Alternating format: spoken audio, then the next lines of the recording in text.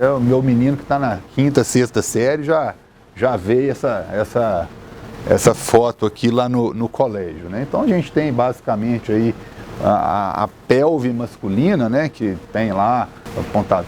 A gente vê aqui, né? Testículo, o deferente que leva o espermatozoide lá para a vesícula seminal, né? E a função aqui do testículo, ela é reprodutora e também sexual, por isso que essa foto está aqui, né? O testículo, ele tem duas funções basicamente, é produzir espermatozoide e testosterona, né? Então, a testosterona ela é produzida pelo testículo em 95% das vezes, em 5% das vezes tem uma glândula que chama vesícula, que chama adrenal ou suprarrenal, que ela é responsável por 5% da produção do montante da testosterona. E a testosterona é obviamente importante para a sexualidade. Né? De curiosidade aqui, né? Aqui é o deferente, quando a pessoa faz vasectomia, né? A gente corta aqui, ó, o deferente aqui nessa região, então o espermatozoide ele não consegue chegar lá na vesícula seminal e na próstata para eliminar junto com o sêmen, né? Aqui representada a bexiga, a uretra, o pênis, e uma foto um pouquinho mais detalhada é essa aqui, que é um corte, né? Chama corte sagital, que a gente corta lateralmente, e é importante isso aqui em relação ao caso nosso aqui, que é a sexualidade, é a vascularização dos órgãos genitais e a inervação. Isso é muito importante para a questão da manutenção da qualidade da ereção, do prazer, de sensibilidade. Então, tudo que é amarelinho aqui são nervos, né? Então, a rede neurológica da região da pelve, ela é muito rica, certo? E os nervos todos saem da coluna. Então, sai um ramo da coluna do nervo e esses nervos, eles vão se bifurcando, trifurcando, mandando ramos para todas as regiões da pelve. E aí, como fato ilustrativo e curioso, todo mundo pergunta, mas a próstata, ela tem alguma relação com a ereção? A próstata por si só não, certo? A função da próstata, ela é reprodutora, ela produz, né, secreções prostáticas que vão associar ali ao espermatozoide, vão produzir o líquido seminal, né? Então, a função da próstata ela é reprodutora. Mas por que fala que quando o homem opera de câncer de próstata ou uma outra patologia, pode ficar impotente? É justamente por causa disso aqui, ó. Os nervos que são responsáveis pela ereção, eles passam muito próximos da próstata, muito próximos. Então, quando vai fazer uma cirurgia de próstata, uma cirurgia total, uma cirurgia radical por causa de câncer, os nervos eles passam quase que dentro da próstata. Então, a gente tem que ir muito próximo da próstata para evitar a lesão desses nervos, porque lesando esse nervo, ele é responsável pela ereção, é um dos fatores responsáveis pela ereção, então a pessoa não vai ter ereção.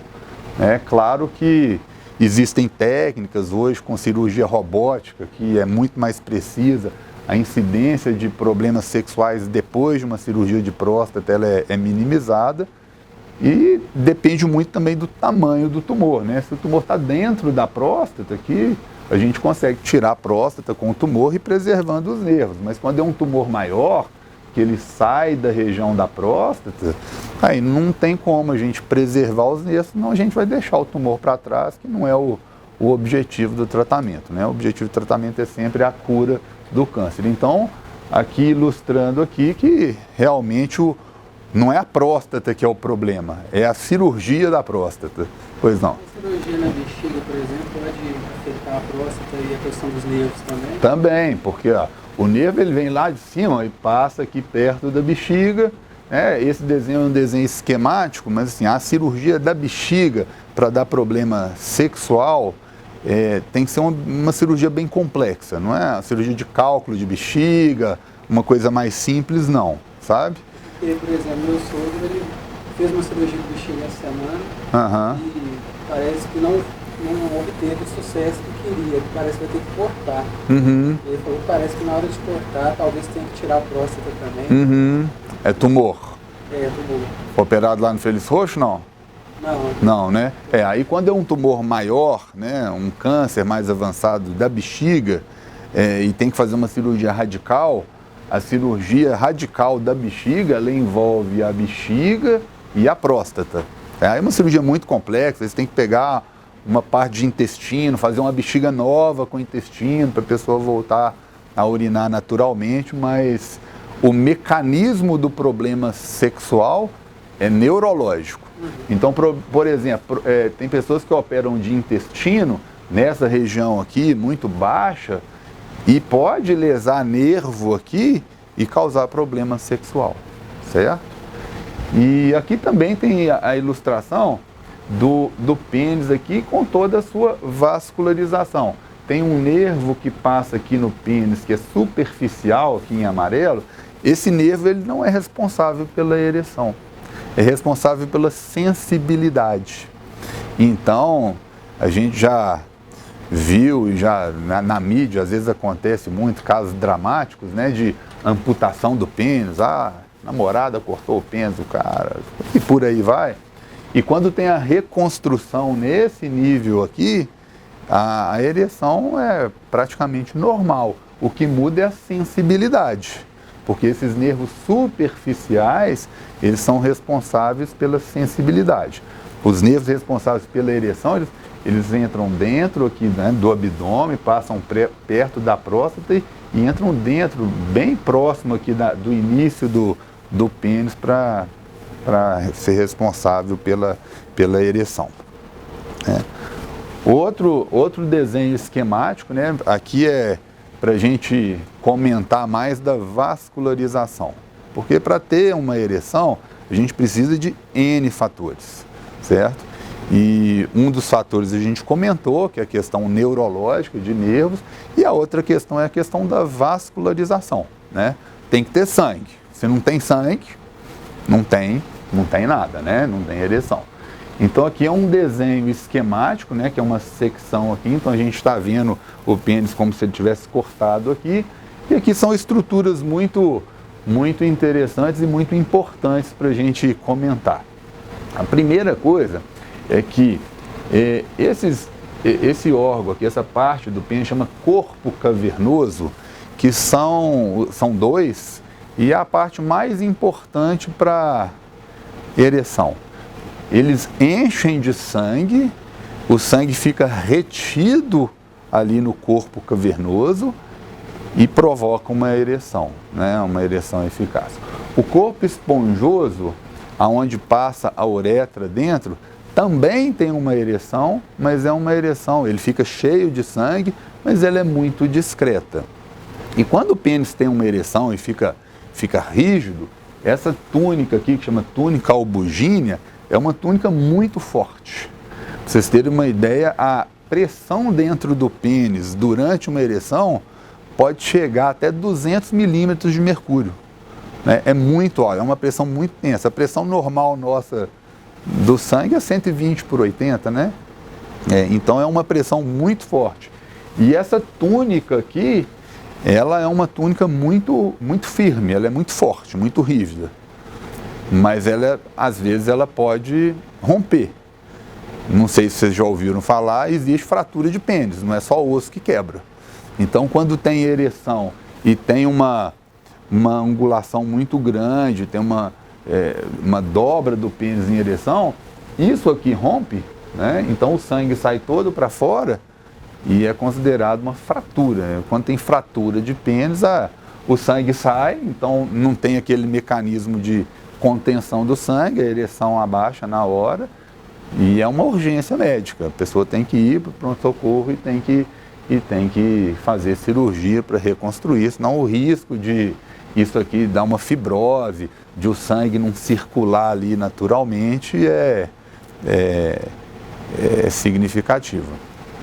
Existem vários e vários problemas aonde ou o sangue não chega adequadamente, ou o sangue chega e sai rapidamente do pênis e não causa ereção suficiente. E é isso, a gente pode, né, conversar e abordar depois. Aqui, duas coisas importantes que nós vamos ver daqui a pouco. tem a artéria leva sangue para o pênis, né, para os órgãos, e tem a veia faz o retorno do sangue. Então, constantemente, independente de ter ereção ou não, vem a artéria, né, passa o sangue aqui por dentro do pênis e volta pela veia. Quando tem uma ereção, a artéria, ela promove um fluxo de sangue, certo? E a veia, ela diminui a drenagem dela. Então fica retido muito sangue ali, certo? Existem vários e vários problemas que podem causar disfunção nisso, não permitindo, não proporcionando uma ereção adequada. Agora, para a pessoa ter uma ereção, tem que ter o estímulo, certo? Sem estímulo, não tem nada. Então, existe uma série de fatores, uma série de mecanismos até chegar à ereção. O primeiro, né, é o que eu falei, é o estímulo, né, o estímulo erótico, que ele pode ser de várias formas, né? Pode ser visual, né, tátil, o cheiro, né, o paladar, né, o ouvido. Então, existem várias formas de estímulo e através desse estímulo, né, o cérebro vai enviar um comando através dos nervos, certo? Lá para a região do pênis, certo? E aí vai promover uma dilatação de algumas fibras musculares, permitindo que se tenha uma chegada mais rápida, com um volume maior de sangue na região do pênis e provocando uma ereção, né? Então, qualquer coisa que altere aqui esse caminho pode dar problema de ereção. Bom, lá no estímulo, se tiver o estímulo, mas a pessoa não tiver a libido, né, não tiver a vontade, vai prejudicar, né? Então, por isso que aquela foto lá do testículo é importante. Então, quando a pessoa não tem libido, não tem vontade, a gente tem que investigar, independente da idade, se tem alguma alteração hormonal. Se tem alteração hormonal, tem que ser tratada, reposta. Se não tem alteração hormonal, a gente tem que investigar outras causas. Pessoas que sofrem acidente, né, fica paraplégico, essa via aqui ela é interrompida, né? Então, a chance de disfunção sexual é gigantesca, né? E depois desse impulso aqui, tem a questão da região local, né? Qualquer problema que tem ali na região da pelve, ela pode ser responsável por algum problema, por exemplo, a cirurgia. Quem é diabético, por exemplo, os vasos eles são mais obstruídos, são mais finos, então não chega sangue lá. Então é muito comum isso, né? Quem tem problema de pressão que não trata adequadamente, existe uma série de fatores. Vamos perguntar, né? Isso aí não é só eu que falo, não. Sexual do homem ali, o caminho da mulher é o mesmo? Não. Da parte de cima já falou. Não. Aqui a parte neurológica é muito semelhante. É muito semelhante. É praticamente igual, né? Até aqui é a mesma, certo? É claro que os hormônios mudam, né? Não é a testosterona é muito baixa na mulher, mas a testosterona na mulher é muito importante, porque o que dá libido na mulher também é a testosterona, certo? Então, hormônio, estrógeno, progesterona, que são os hormônios sexuais femininos, são muito mais importantes para a questão reprodutora, né, para o físico da mulher e tudo mais, do que para a libido. A libido da mulher também, a testosterona ela é responsável, certo? Mas a questão neurológica é exatamente a mesma. Então vamos lá. Bom, e aí? Se tiver uma mulher atraente ou para as mulheres um homem atraente. Só isso basta? Não, né? Então a gente tem que entender um pouco como que essa fisiologia, né, que a gente já começou a introduzir aqui com um pouco de anatomia, para a partir do momento que tem aquele estímulo, o que é que acontece até chegar à questão da ereção, a questão do prazer, a questão da sexualidade. Então, como eu falei, os estímulos são vários, né? Todos os nossos sentidos, são influenciados para ter um estímulo sexual, né? O olhar, o cheiro, o paladar, né? A ausculta, né? O tato, tudo isso é importante. E o estímulo sexual ele pode vir de qualquer um desses sentidos, né? Às vezes a gente pensa que não, poxa, mas paladar, sim, é importante. A doutora Catiúcia vai provavelmente comentar muito melhor do que eu sobre esses mecanismos, mas geralmente não é um único estímulo, geralmente é um conjunto de estímulos, é um conjunto de fatores, de momento e tudo mais que vai proporcionar a questão da sexualidade adequada, a questão do prazer, a questão do companheirismo e tudo mais. Bom, isso aqui é um pouquinho mais complexo, é um pouco semelhante àquele slide anterior, onde a gente tem o cérebro aqui que manda o estímulo, isso aqui são os nervos, né? E isso aqui que eu queria mostrar para vocês, que isso aqui é a bioquímica da ereção, e quando o estímulo sexual ele chega na região do pênis, ele libera isso aqui, ó, chama óxido nítrico. Isso é a coisa mais importante para a ereção, porque através da liberação do óxido nítrico, é que o óxido nítrico ele vai ativar algumas proteínas e inativar outra, e promover o relaxamento da musculatura, vai ter o enchimento de sangue e vai promover a ereção. Os comprimidos, né, os famosos azulzinhos, Viagra e vários outros, ele atua justamente aqui, ó. Ele aumenta um pouco a produção de óxido nítrico e diminui a reabsorção do óxido nítrico pelo organismo. Então, com isso aqui, a ereção ela é mais consistente, ela é melhor, porque tem mais produto aqui para manter esse ciclo, né? Lembrando que a ereção é uma coisa mecânica e ela é completamente diferente e completamente independente de orgasmo, de prazer, é outra via. A ereção ela não está associada à ejaculação e orgasmo, certo? Parece até um contrassenso, né? Mas é diferente, né? A pessoa pode ter ereção e não ter, né, prazer, não ter orgasmo, e pode ser o contrário.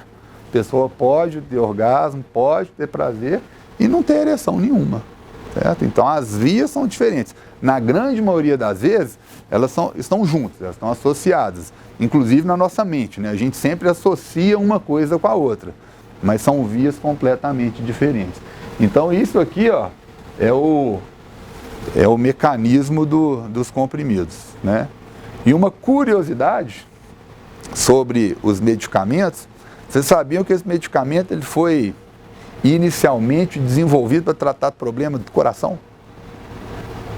Sabiam? Chama hipertensão pulmonar. Aí foi feita uma pesquisa, e nos Estados Unidos, claro, né? E aí foram fazendo a pesquisa e chegou um momento que eles decidiram interromper a pesquisa. Olha, nós não vamos continuar a pesquisa com o medicamento, porque o medicamento não está dando certo, ele não está surtindo efeito. Aí chamaram os pacientes. Na maioria dos pacientes eram homens, acima de 60, 65 anos, e foram comunicar que a indústria farmacêutica ia interromper o estudo. Aí eu disse, não, doutor, não interrompe isso não, está sendo bom demais para mim. Aí só depois disso que eles descobriram que o mecanismo tinha outro mecanismo para melhorar a qualidade da ereção, né? Então, é uma curiosidade, é um fato interessante, né? Mirou no coração e acertou em outro lugar, né?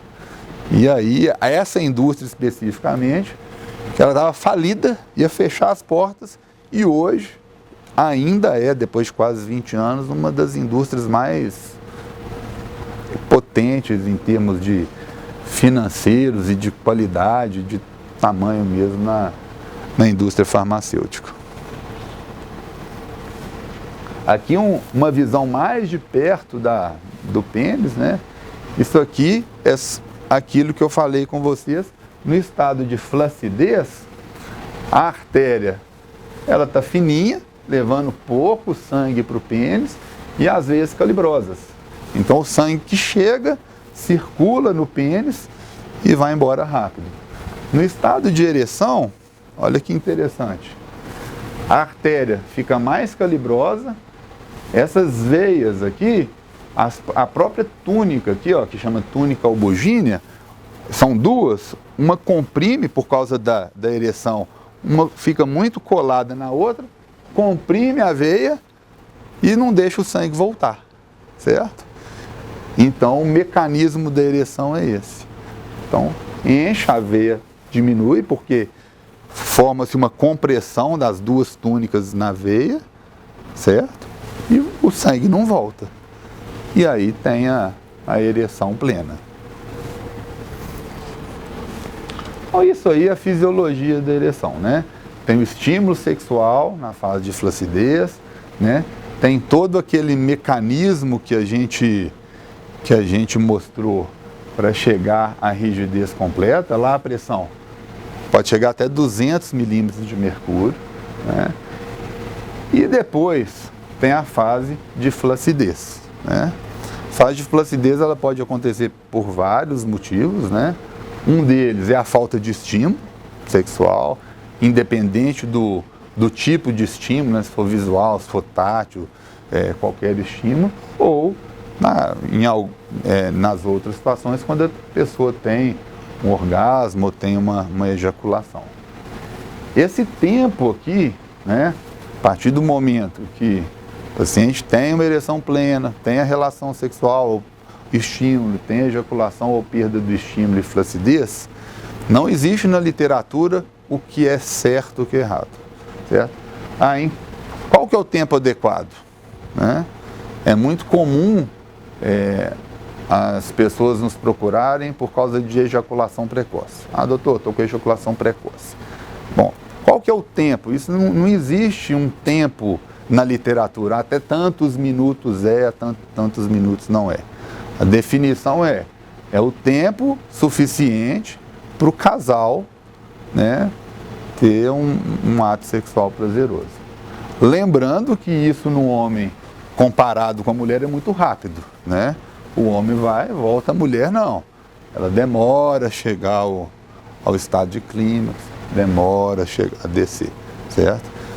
Em condições normais, o homem normal, sem nenhum problema, a mulher normal, sem nenhum problema, somente em 50% das vezes o orgasmo é junto, né? Isso é muito pouco. E aí a doutora depois vai comentar sobre isso, o que se pode fazer, né, para melhorar isso, certo? Alguma questão, alguma dúvida? Nada? Então, assim, é bem... essa questão de fisiologia e de anatomia é uma coisa que, a princípio, é uma coisa muito estudada, certo? A gente conhece todos os mecanismos. É claro que isso aqui é uma visão muito superficial, além disso tem coisas muito mais complexas, né? Se vocês quiserem, a gente pode aprofundar um pouco mais, mas eu acho que como objetivo aqui hoje, né, eu acho que isso aqui a gente consegue entender um pouco do mecanismo e existe várias coisas que podem acontecer no meio desse caminho que pode atrapalhar tanto a questão, né, do prazer quanto a questão da ereção propriamente dita, né? E todos nós estamos sujeitos a isso, né?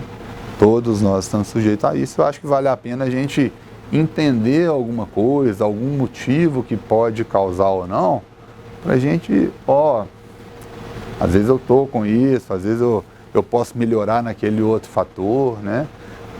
A questão mais importante, né, para nós que somos jovens aqui, isso aqui geralmente acontece de uma forma natural, sem nenhum problema, mas o mais importante é um bem-estar, né? Tá bem, a parceira tem que estar bem, né? Tem que ter clima, tem que ter o momento, porque senão senão não vai bem, nem para o homem e nem para a mulher. Eu acho que isso é fundamental. Partindo um pouco mais avançando um pouco mais, eu só queria abordar um pouco da questão da disfunção sexual, né? Disfunção erétil ou impotência sexual. O que é isso? Qual que é a definição? É justamente a incapacidade persistente ou não, né, de um homem obter ou manter uma ereção suficiente para a relação sexual, né? Uma única vez é considerado? Não. É aquele negócio do momento, hoje eu não estava bem, não acordei bem, não estava bem com a minha parceira. Isso não é considerado disfunção sexual, disfunção erétil. Disfunção erétil tem que ser aquela questão bem recorrente, né? E das causas da disfunção sexual, existem inúmeras causas, né? 5% das vezes é investigado e a gente não acha a causa, né? A gente pode fazer o que for, exame, consulta, conversa, anamnese, a gente não acha a causa, né? Chama idiopática. Em 25% das vezes é orgânica, tem algum problema, né? Que pode ser, né, diabetes, pressão alta, remédios, medicamentos, depressão, álcool, cigarro, né? Tem inúmeros fatores. Em 25% das vezes é aqui de cima, né? É psicogênica, é ansiedade, é estresse, é um momento que a pessoa não está, né, de bem com a vida. E em quase 50% das vezes ela é mista, né? Então na metade das vezes ela é multifatorial, né? E muitas vezes começa com um problema, por exemplo, de diabetes, que gera um problema sexual pequeno naquele momento, e aí a pessoa entra em uma certa depressão porque não teve uma performance sexual como ele estava vindo anteriormente, e aí vem os problemas psicológicos e vira uma bola de neve, né? E aí tem que ser desenvolvido todo um trabalho, né? Quando é psicogênico, né? Terapia sexual, ela funciona muito bem, e aí a gente vai voltando com o processo até voltar ao nível basal da pessoa, né? Então, quando o problema é psicogênico, o tratamento é terapia sexual, né? Quando é misto, além da terapia sexual, né, existem mecanismos, né, com medicamentos que eu vou mostrar para vocês, para ajudar na questão da recuperação e manutenção da vida sexual.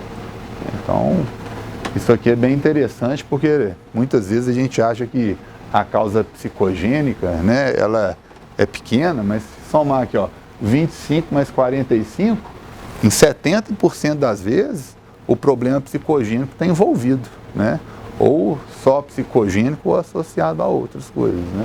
Então, em 70% das vezes, 70% das vezes existe um problema emocional, um problema psicológico envolvido. Quando o problema é orgânico, associado ou não ao problema psicológico, existe vários tipos de tratamento, né? Vou passar aqui passando para vocês, né? Quando a pessoa nos procura com problema com problema sexual, além de investigar a questão emocional, se é psicogênico ou não, né, o primeiro ponto de partida é a gente avaliar a questão orgânica, se tem alguma deficiência hormonal, né? Então faz uma dosagem de sangue, né, com alguns hormônios. Se os hormônios estão normais, o tratamento é um. Se o hormônio está alterado, o tratamento é outro, né? Então, quando o hormônio está alterado, tem que repor o hormônio, né, que é injetável.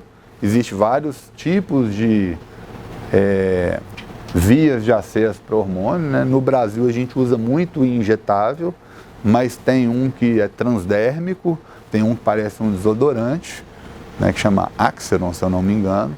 A questão no Brasil de absorção cutânea, absorção da pele desses hormônios, é porque o clima nosso, ele dá muito problema de absorção, né, porque não absorve direito. Nos Estados Unidos usa-se muito, e também dá muita alergia, né? Pode aplicar, um PET, pode aplicar no braço, ou então coloca é tipo um adesivo, sabe? Que se coloca ou no flanco, no abdômen, ou no braço, ou na perna. E tem um outro que é igual um desodorante, você passa todo dia, certo? O problema é que a absorção ela é muito irregular e dá problema muito de alergia. Comprimido, testosterona comprimido, é proibido usar, porque dá muito problema de fígado,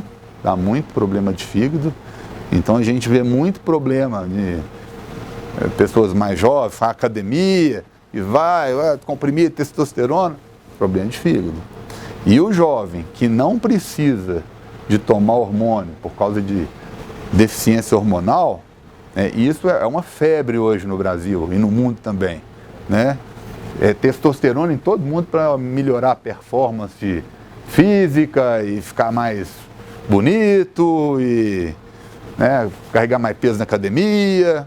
Isso é um problema que a pessoa vai ter para o resto da vida, né? Porque quando a pessoa tem um hormônio normal no sangue, produz o hormônio, e ela injeta hormônio para ter um nível hormonal acima do adequado para ficar um super-homem, o que o organismo pensa?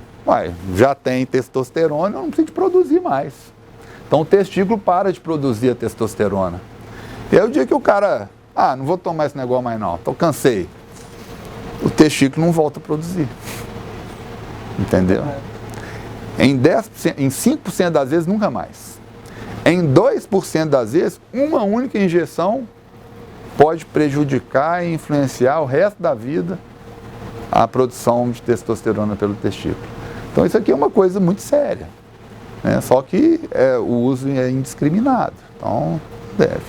Existem várias formas, né? Essa aqui é uma das formas que se aplica a cada 3 meses, tem injeção que aplica a cada 21 dias e por aí vai.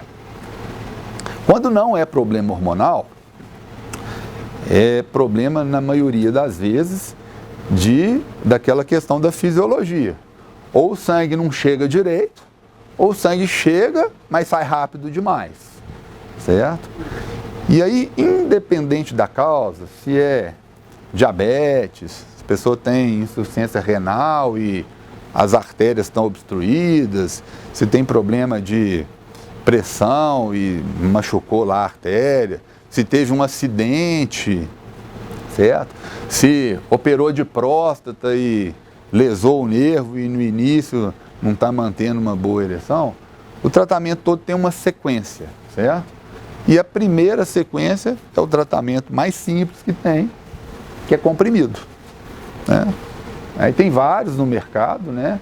Esses 3 aí são os nomes comerciais, nome de marca, né? O Viagra foi o primeiro, depois veio o Cialis, depois veio o Levitra, né?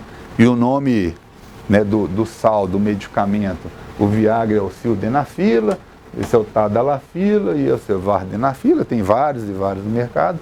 A única coisa que muda nesses medicamentos é o tempo de ação deles, né? O efeito é o mesmo e a eficácia deles é o mesmo.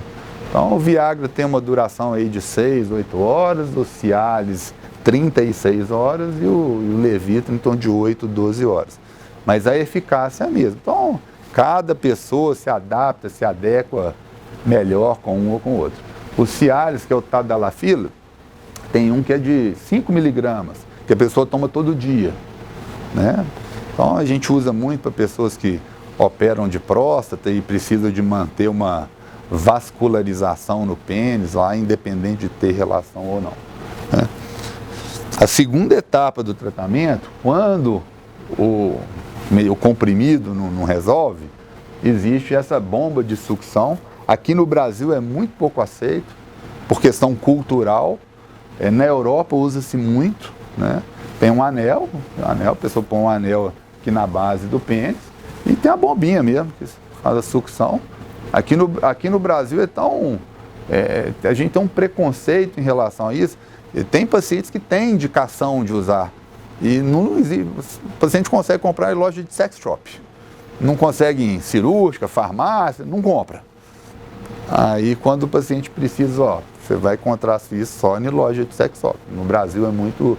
E quem usa e adapta é melhor do que um tratamento mais agressivo, como por exemplo colocar uma prótese, né? A pessoa tem que estar bem ciente disso. Mas aqui no Brasil isso é quase uma curiosidade. Na Europa usa-se muito, nos Estados Unidos um pouco menos. Na Ásia eu não sei falar.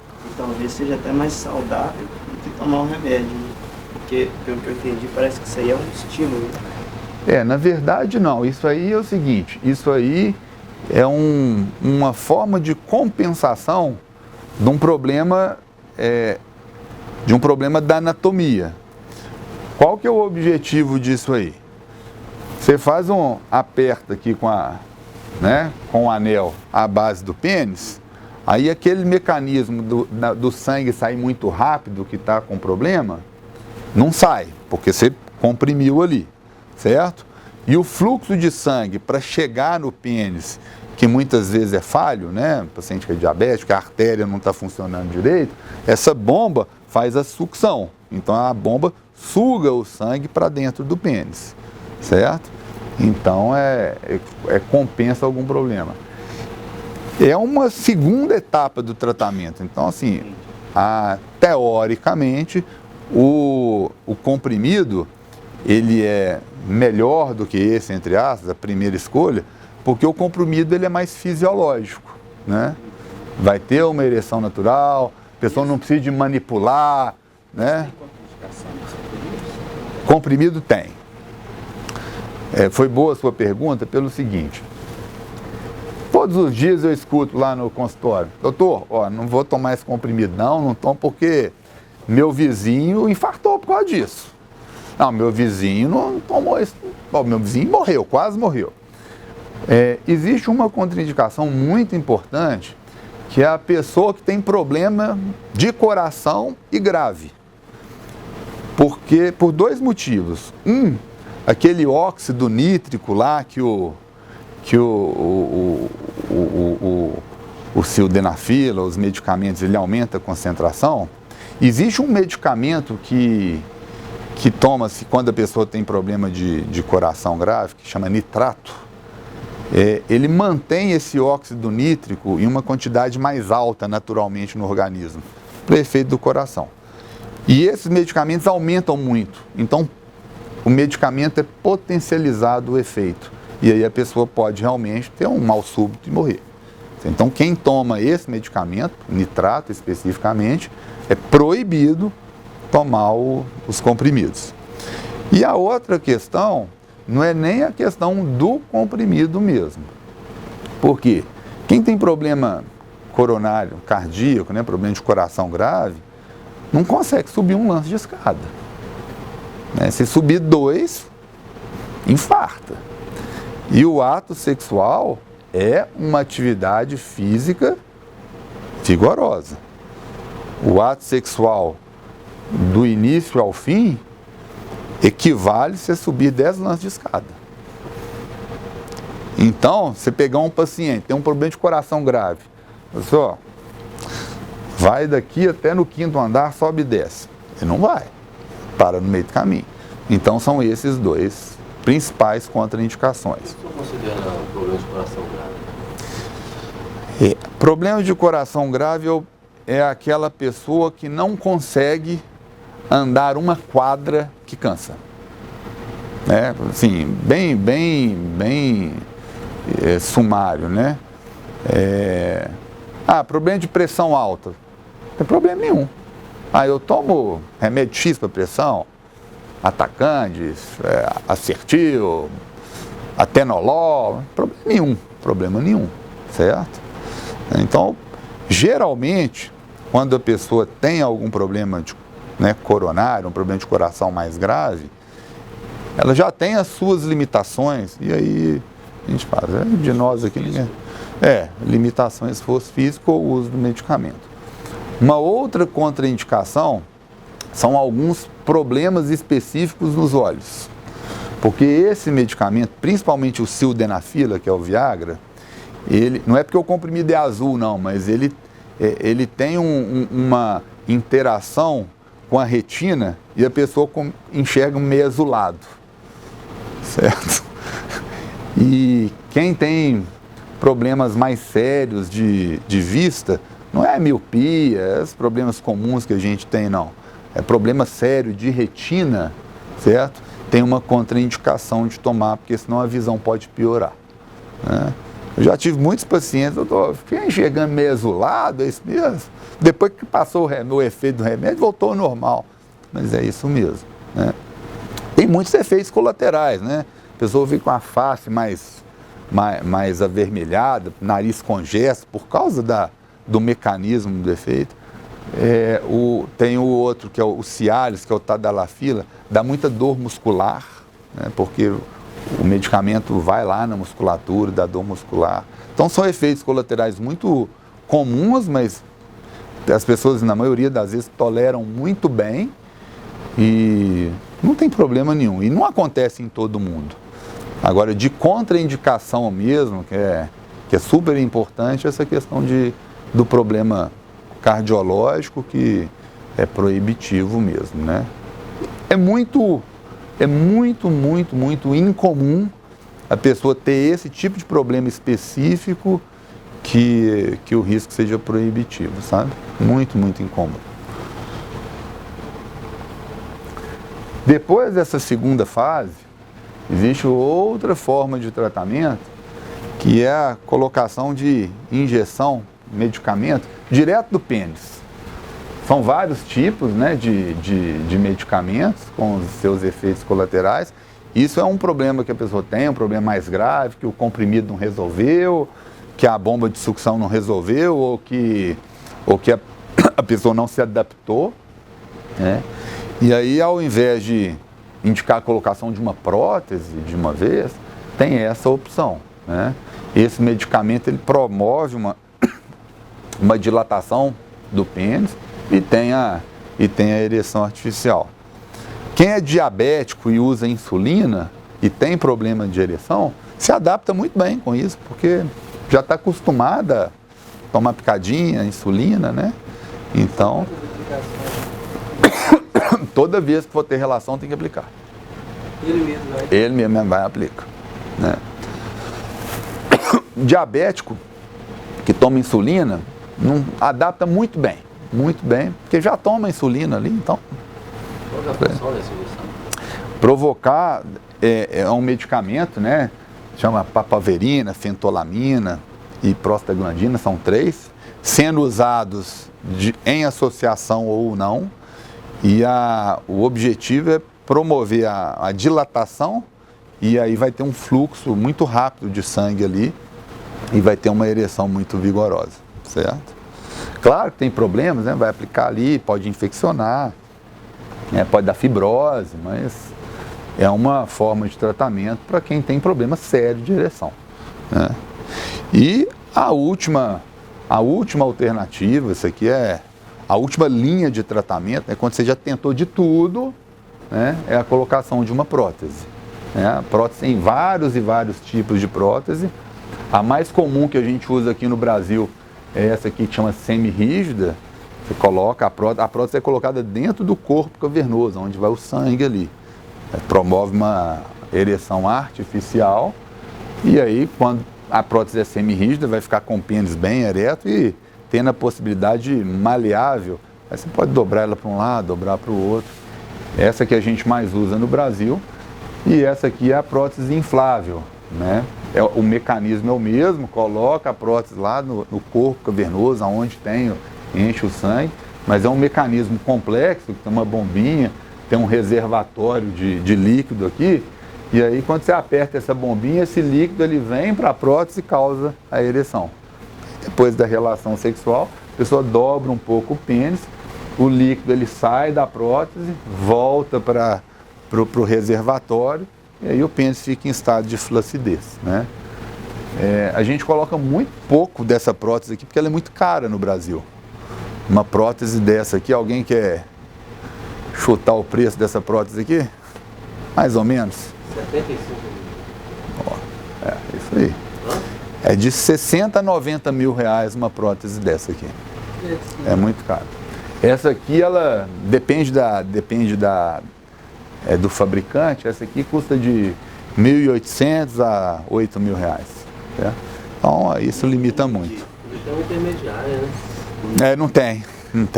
O número de utilização é grande? É indeterminado. Claro que tem validade. Eu falo assim, quantidade na sociedade como um todo. Sim. É alto o número de colocação? É alto. É alto porque a população está envelhecendo, né? Tem os problemas de saúde que geram a disfunção sexual grave, certo? E o número de utilizações tem crescido muito. Era muito grande até antes de ser desenvolvidos comprimidos, porque não tinha o comprimido, então a pessoa só tinha a opção da injeção ou da prótese. Aí quando veio o comprimido, né, os sildenafilas e tudo, melhorou muito esse tratamento. Então as pessoas que têm um problema leve ou moderado hoje, tomam comprimido e resolve. Aí hoje, com o envelhecimento da população, isso aqui está voltando. E também com as cirurgias mais frequentes, né? Essa solução aí, com relação à questão do prazer, mantém a mesma coisa? Tá. Eu ia comentar ali que ele falou assim, quem tem depressão e tudo. A questão da prótese, ela é única e exclusivamente mecânica, certo? Então, a questão da sexualidade é uma coisa muito maior do que isso, né, doutora Kátia? Muito maior. Envolve muitas outras coisas. Então, o prazer, né, ele é muito mais complexo. Quer dizer, a pessoa pode ter prazer sem ereção, né? Pode ter prazer com ereção, com prótese, sem prótese, certo? Então, é outra pegada. Mas eu acho que eu vou tentar responder a sua pergunta. A pessoa que coloca a prótese e, claro, com uma indicação, bem indicado, e que tem uma vida amorosa adequada, né, que tem uma parceira, que está de bem com a vida, o prazer é o mesmo, certo? Então, assim, o orgasmo é o mesmo, o prazer é o mesmo, a sexualidade é a mesma. O que muda, né, é porque é um corpo estranho que está aqui dentro. Então, às vezes, a sensibilidade do pênis, ela pode diminuir, certo? Às vezes as pessoas relatam muito, o pênis ficou um pouquinho mais frio. Pode acontecer, é mais sensação mesmo, porque a temperatura é a mesma, certo? Não tem o pênis não tem aquela rigidez mais, é claro, porque isso aqui é artificial, né?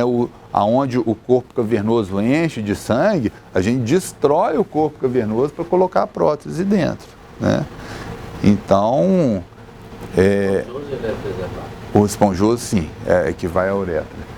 E o tamanho do pênis com a prótese, ele diminui em média de 2 centímetros. Então, isso tudo é conversado com o paciente, né? Só que a gente tem que lembrar o seguinte, isso aqui é a última linha de tratamento. Antes disso, a gente já passou por todas as etapas, certo? Então, a partir do momento que a gente coloca uma prótese, que indica uma prótese, nós já passamos por todas as etapas, né? Já conversamos bem com o paciente, com a parceira. Então, assim, é uma opção do paciente, é uma opção da pessoa. É uma ótima opção, porque se ela já passou por todas aquelas etapas e não resolveu, ou resta isso aqui, ou a gente vai ter que buscar prazer de outras formas, sem a questão da ereção, né? E como curiosidade, né, existe hoje muitos e muitos pacientes meus que chegam lá no consultório, né, que fumam, que bebem, que não tem uma vida saudável. Chega lá, doutor, estou querendo aumentar meu pênis, tá pequeno, né? E aí? Qual que é a recomendação que a gente fala para o paciente, né? Algum de vocês aí tem alguma ideia, alguma sugestão? Já ouviu falar alguma coisa? Nada, né? Isso é porque não tem, né? Não existe, né, nenhuma forma de aumento do pênis, certo? Nenhuma forma. Existem alguns truques, né, entre aspas, que é completamente contraindicado pelas sociedades, tanto sociedade americana, sociedade europeia, brasileira, de aumentar o calibre do pênis, injetando silicone no pênis, né? Só que é um silicone que não é igual silicone de mama, né? Não é igual prótese, é um silicone que ele tem que envolver todo o pênis, certo? Então esse silicone dá muita fibrose, dá muita infecção. A gente vê muito, né, na cirurgia plástica, injetou silicone, infeccionou e morreu. É esse tipo de silicone que é usado por charlatões, que nem médicos são. A gente vê muito isso, às vezes, as propagandas falam muito, no Rio tem, só que a cara muda do Rio, vai lá para Brasília, muda para cá. É um tipo de silicone que é industrial, né, que é completamente proibido. Você injeta, ele vai moldando, vai engrossando o pênis. Né? Isso é proibido, existe, já vi paciente que usou, que infeccionou, que foi tratar comigo depois. E tem uma outra forma que dá uma falsa sensação de aumento do pênis, porque o pênis, ele deixa eu voltar aqui, ele tem um tendão quase, uma fixação do pênis no osso aqui. Esse aqui é um osso. O pênis, ele se fixa no osso do pubis, certo? Então, por isso que quando tem ereção, geralmente o pênis é mais para cima, certo? E essa fixação aqui dá uma certa retração, que é normal, todos nós temos isso, certo? Para o pênis não ficar balançando para um lado e para o outro, e que acaba que o pênis fica para dentro do corpo, certo? E aí tem pessoas, né, que fazem cirurgia que cortam o ligamento. Cortou o ligamento, o pênis caiu. E aí a pessoa tem a sensação de que o pênis aumentou. Não aumentou nada, é só sair um pouco de dentro lá do abdômen para fora. Qual que é o efeito colateral disso? Vai ter ereção normal, não vai influenciar em nada, mas vai ficar completamente sem rumo, para um lado, para o outro, mais para baixo, né? Então, existem essas duas manobras aí que são completamente contraindicadas pelas sociedades de aumento de tamanho de pênis, de calibre, de tudo, né? Então, assim, essa aí é uma coisa bem fisiológica. Eu espero ter contribuído aí de alguma forma para vocês. Lembrando que a questão da sexualidade, que eu acho que é a cereja do bolo hoje aqui, que a doutora Catiúcia vai falar para a gente, é muito mais complexa e talvez muito mais importante do que a ereção propriamente dita. Eu acho que é um conjunto, né? Os dois são importantes, né? A nossa cultura, né? Assim, para ter um bom convívio com a parceira, ficar bem, ter um bom padrão da sexualidade, tem que ter ereção, tem que ter. E muitas vezes a gente não tem e fica frustrado, né? Então é uma coisa muito mais complexa. Eu acho que a questão da qualidade da ereção, da rigidez, ela é óbvio, claro, né? Ela é importante, ela é muito importante, mas desde que associado ao que a doutora Catiúcia vai falar daqui a pouco pra gente. Ok? É isso aí, toma à disposição, qualquer coisa, às ordens, bate-papo mesmo, toma à disposição. Obrigado.